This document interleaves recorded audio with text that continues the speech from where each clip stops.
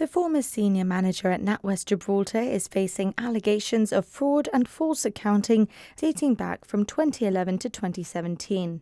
The Crown spent the last of its time with Gillian Balban on the stand, taking her through all 7 counts she is facing. Ms Balban is accused of falsely accounting for £1.5 million. The Crown has presented credit and debit vouchers, accusing her of signing off on false transactions to dishonestly balance the cash reserve and kick forward a hole in an account.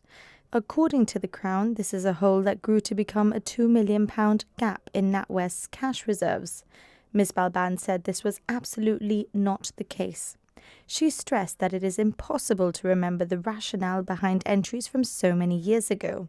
The Crown also alleges she falsely authorised entries that purported to show £1 million had been paid into and then out of the Natwest Corral Road branch cash reserve.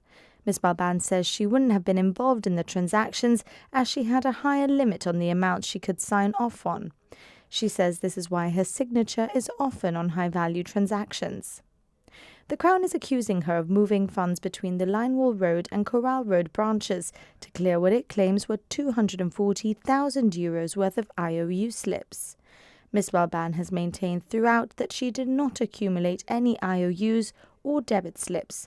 Christian Roca KC, acting for the Crown, put to Ms Balban that she had been clearing her debts before she left the bank on redundancy. The Crown presented withdrawals and debit vouchers, effectively recording £1 million as going into and out of the bank's systems in the same day, signed off by her. Mr Roca alleged she dishonestly accounted for the funds, but then put them back after this was picked up by colleagues.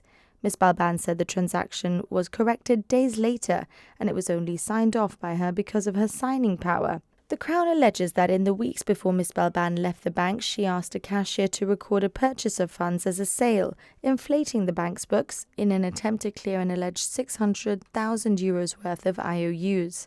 The Crown also alleges that when this was unsuccessful, she used £711,000 worth of bank dividends from Jersey to clear her alleged debt. Ms Balban told the prosecutor there were never any IOUs and he was holding on to things being signed by her. Ms Balban is accused of crediting cheques to her own account in exchange for euros instead of passing these on to the bank.